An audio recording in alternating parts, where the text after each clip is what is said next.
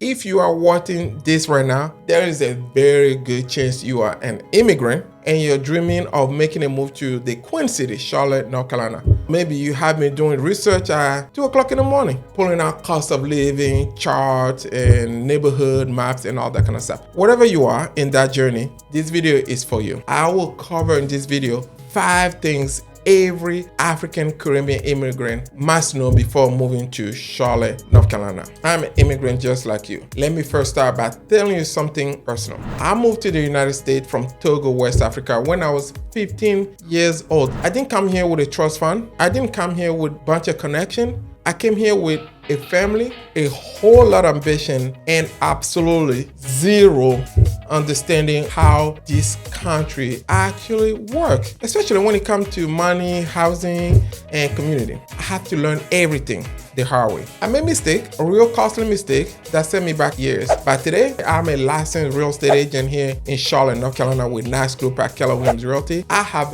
helped hundreds of African Caribbean immigrant families navigate this city, build credit, buy home, and start creating the kind of generational wealth that we always heard about. Sometimes we can even imagine for ourselves. So today, I'm not giving you a touristic guide of Charlotte. No, I'm giving you the real playbook, the 5 most important things every immigrant, African Caribbean, need to know to not just survive in Charlotte, but genuinely thrive here in Charlotte. So if you're an immigrant just like me, and so far you feel this is for you, let's get into it.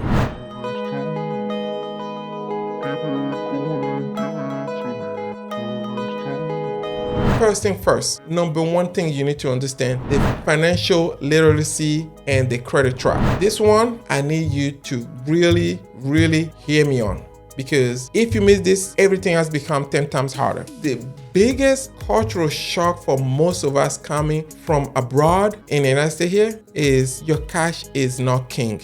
Your credit score is king. Your credit score is the boss. Let me explain what I mean. Back home, whether you grew up in Togo, Nigeria, Cote d'Ivoire, Cameroon, Ethiopia, it don't matter, whatever it is. We were taught that you save your money. When you have enough money, you buy the thing and you pay cash. That is the wisdom in Africa. And that is, honestly, that is responsible behavior. But here in America, if you don't have a credit history, meaning a record of borrowing money and paying it back, the system treats you almost as if a stepchild if you don't exist financially. You cannot rent a nice apartment. You cannot buy a reliable car with a reasonable interest rate. You absolutely cannot get a mortgage to buy a home without it. So basically, you can do nothing. I have literally seen so many immigrants arrive here with 10, 20, 30,000 in savings, real money, and they still get denied for basic things simply because the credit score is 0. That's just how the system works here. We have to play by the rule, just that simple. So here is what I want you to do the moment you arrive in the United States or to Charlotte. Step 1, open a bank account, a real checking saving account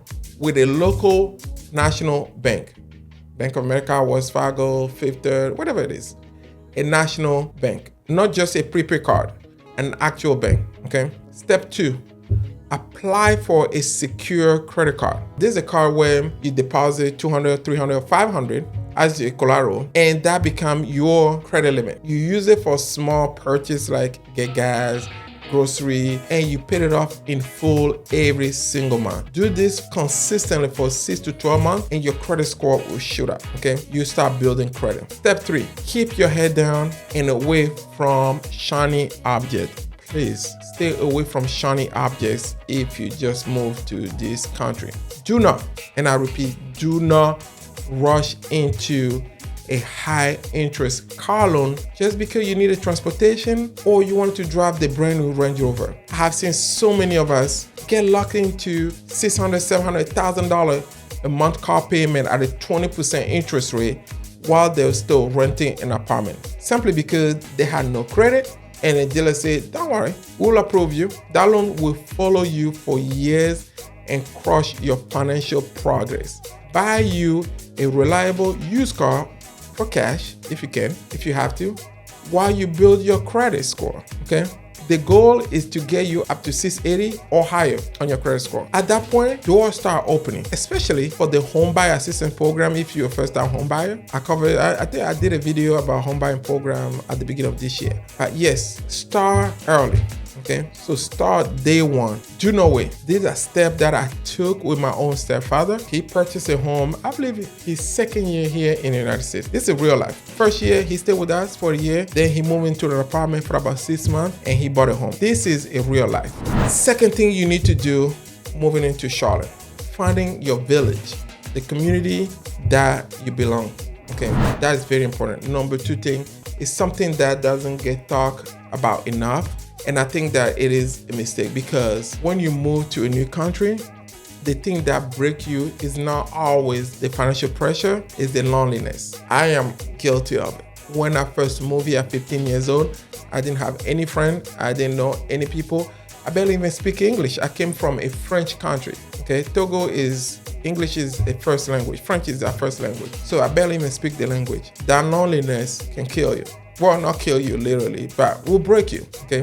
So, because in my country, I don't care if you are from a big city or a small village, whatever community is everything. You know everybody's know you. You have your family compound, your neighborhood, your church, your mosque. It is a community. There's always someone around. There's always something to do. I was telling my wife this because my wife is American. Africans find a reason to party every night. They find a reason to gather, to have drinks every night. The opposite here in Charlotte. When you first arrive in Charlotte and you are living in an apartment complex where your neighbor has not said hello to you in 3 weeks, that isolation can hit hard. It can make you question everything. It can make you want to go back home. It does. Okay, but I want to help you avoid that. Charlotte has a massive, growing and thriving African Caribbean community. The city has changed enormously in the last 10, 15 years, and we are a huge part of that growth. Now, when it comes to where you should think about living, I always say to my client, consider area like Steel Creek on the southwest side of Charlotte, or the hub, the mosque, the Mecca of all immigrants, the university area on the northeast side near the UNCC Charlotte. This area has become real hub for our community. You find African grocery store, Caribbean high, church, mosque, African congregation. They got all kind of stuff in this pocket, especially in the north side of Charlotte. And those things matter more than people realize. Now I live on the outside of the city now because I've been in Charlotte for a while. But being able to just drive to go get food on Saturday or get rice and bean on Saturday is a thing for me. Okay? Or when your child can be in a Sunday school with other kids who speak the similar language that they speak at home, it does something for your spirit. It tells you you belong here, okay? Beyond where you live, I encourage you to actually plug into a community. Look for a group like the Charlotte African Diaspora Connect on Facebook, other social platform. Go to events like the Afro Soca, they had the Afro Soca Love, or other cultural festival that Charlotte hosts throughout the year. The city has a lot of international festival activity, okay? Visit a local church, a mosque in your area. These are often the most powerful network of support for newcomers. And do not be afraid to reach out to people like me. That is exactly why I make this video. Finding your village in Charlotte is not accident. You have to be intentional about this, but trust me here, it is here, okay? And once you get in here, reach out to the people to get plugged in. Third thing you need to know moving into Charlotte, navigating the job market and your transferable skills here in Charlotte. I want to be honest with you here because I think too many people come to Charlotte with unrealistic expectation about how quickly things will fall in place professionally, and then they get discouraged. Here is the good news first. Charlotte, hands down, is an incredible job market. It is the second largest banking hub in the entire United States. You have a Bank of America, you have Wells Fargo, headquartered here. You have massive healthcare system, Atrium, Nova, that collectively employ tens of thousands of people, okay? You have a growing technology sector, manufacturing, logistics, real estate and construction. Opportunity is here. That part is real. That part, let's just put it, there's a lot of opportunity here in Charlotte. Now, for the honest part, your degree or professional credential from back home may not transfer automatically. This is not a judgment. It is just the reality of how some American licensing system and employer work. A medical degree from a university in Togo or a law degree from Ghana or Accra may require additional certification or credential here. You may require a different program or examination before you can practice in the same field here. Okay? The worst thing you can do is arrive here, discover this, and give up. The best thing to do, just plan accordingly, plan for it. Okay? One strategy that I strongly recommend is upskilling. The Urban League of Central Carolina right here in Charlotte offer free or sometimes low-cost training program in high domain skill trade, things like HVAC technician, IT support, healthcare support role, and more. These are fields where you can be earning solid income within months, not years, while you figure out your longer path toward your original career path. Okay. Now, here's a pro tip that is specific to many of my West and Central African brothers and sisters. If you speak French, that is a professional asset in Charlotte. Okay. With the city growing international business communities, French-speaking professionals are in demand in finance, international trade, diplomacy, agents role. Do not hide that skill. Si tu parles français, you need to tell people. Put it in front of your sign on your LinkedIn profile, on your resume. Let them know you speak French. Okay? I speak French. So when I always ask, hey, parlez français? And I have a conversation with that person in French. Build your network intentionally. Go to professional mixers. Connect with other professional groups in the city. And remember, in America, sometimes it's not what you know, it's who you know that opened the right door. Okay? So I hope so far those 3 topics or those 3 things have helped. If you want more, let's keep it going. Now we have arrived at my favorite topic. And if you know me, even one other video on this channel, you know this was coming. Real estate. Stop burning your money on rent. I want to talk to you about something that's genuinely keep me up at night when I think about our community. I see a lot of time the Afro-Caribbean immigrant who have been here in Charlotte for 5, 10, 15 years and they are still renting. Why? They're still paying someone as mortgage every single month. That kills me. My stepfather bought his home 2nd year in the United States. So why not you? Okay? And I understand. Now, things may happen. I understand. Why it happened? When you first arrive, renting makes sense. You don't know the city.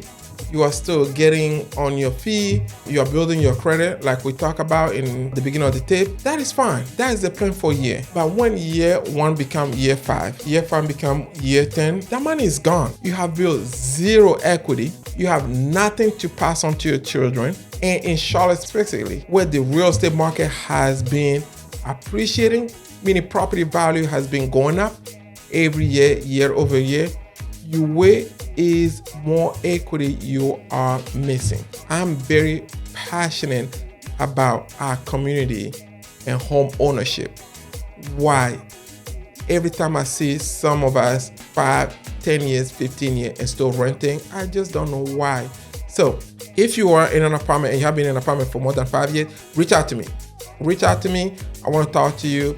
I want us to come out with a game plan to get you on track to buy a home here in Charlotte. Okay? Here is strategy 2 that I want to introduce to you. House hacking. House hacking is when you purchase a home, typically a property with extra space, like a house with a finished basement, a duplex, or you have a guest suite, and you rent out a part of it. You rent out to a friend, a student, a new arrival to the city. There was a lot of young professionals. What happened is when they make their rent payment, it helps you cover your mortgage. In that case, you are living rent-free or close to it while you build equity in an appreciating market. Okay, that is how you start your American dream in real life, not just on paper. Now, I know some of you are thinking, Daniel, I don't have 20% or I don't have money saved to put toward down payment. That is why you need to know about the program that exists out there, especially to help our community. There are many down payment assistance programs that are out there here in Charlotte and Mecklenburg County that help first-time home buyer with almost little to nothing, zero down, okay, when it comes to buying a home. If you are one that don't have a credit score, you say, oh, I don't have my Social Security, I don't have this. And there are also ITI loan. These are mortgage products for immigrants who have an individual tax identification number, but don't yet have a Social Security number. Yes, you can own a property in Charlotte without being a U.S. citizen and not have a Social Security number. North Carolina law allow it. This is exactly what we specialize in at the KNAX Group. We got our client through every step of this understanding your credit situation, find the right program, connect you with the right person, the right lender who understands the immigration journey. You just have to start. We have to take a step, okay? So if you want to set up a free consultation with me, I have my link in the description in the bio, or call me 704-904-5152. I promise you that a conversation could change the trajectory of your family life in this country. Last but not least, the fifth thing you need to know moving into Charlotte: the legal, identity, safety, and protect your status. Okay. Last thing I want you to know. This is the one I say for life because perhaps it's the most serious, and I want you to hear it with the way it deserves. You must protect your legal status with everything you have. Please do. Okay. I say this not to scare you because the legal landscape for immigrants in the United States, and especially in North Carolina, has nuance that you cannot afford to ignore. First, document everything. Keep a meticulously organized file, physical and digital file of every single piece of immigration paperwork you receive from day one. Soon you get off the plane, they give you that I-94, your I-94 for arrival record, your work authorization, your green card, every renewal notice, every receipt, everything from USCIS. Please keep record of it all. I recommend keeping a physical binder at home and scan a copy, store it somewhere in the cloud. Okay. If you're in an apartment where something may happen, fire, whatever it is, could you prove your immigration status? Okay. You want it to be able to show everything. So document. My parents, they have a binder that they put under the bed. That's where my parents had the immigration paper. My dad had, when we first arrived here, he had a briefcase, and everybody's paper is in that briefcase, and that briefcase is under the bed where my dad slept. And he kept everything. Okay, make copies, have physical paper, and save one on the cloud as well too, just in case you just never know when you may need it. Second, understand what North Carolina does and does not say about your obligation, your right. Okay. For example, as I mentioned earlier, you don't need to be a U.S. citizen to own real estate property here in North Carolina, but there are specific regulations that affect non-citizens when it comes to financing, tax obligation, and how property transfer are handled. This is why I always say, when you are buying a property as an immigrant in this state, work with a realtor and a real estate attorney who actually understand the international dimension of those transactions. Not every agent or every attorney does understand our world. Make sure whomever you choose to work with does understand the world we live in as foreigners. Third things, be careful about the advice you take.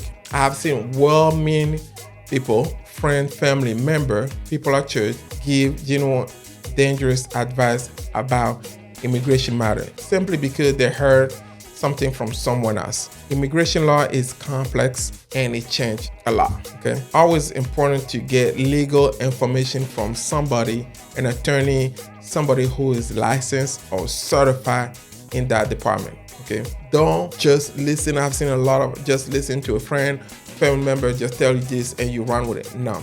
Okay, you wanted to talk to an attorney, especially an immigration attorney who knows what they're talking about if you have a legal issue.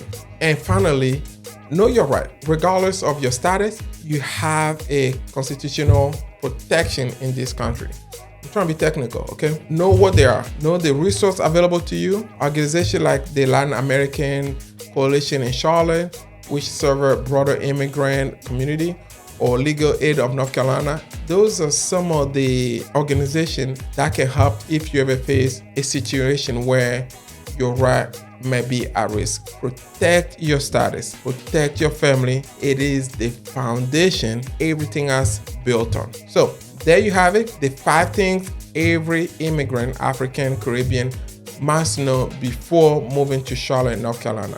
1. Build your credit from day 1. 2. Find your village, your community. 3. Be very strategic about the job market and use every skill you have, including the one you think no one value. French speaking, hello. 4. Stop burning money on rent and start building equity.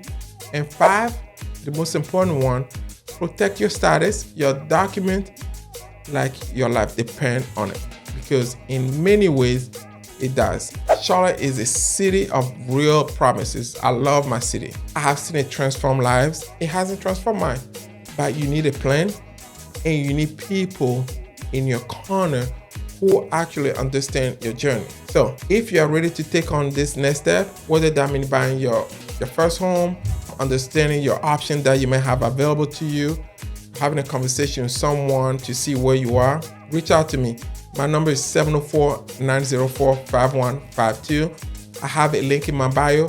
Click and let's schedule where we can just sit down and have a conversation, see where you are, and see what we can do to get you on track. I hope you found this video helpful. Yeah, leave me some comment, guys. Reach out to me, give me some feedback, and I appreciate everything. I appreciate you guys' time. And also, before you click off this screen, hit the subscribe, hit the like button. Thank you for watching on Ensemble, and we'll see you guys next week. Bye.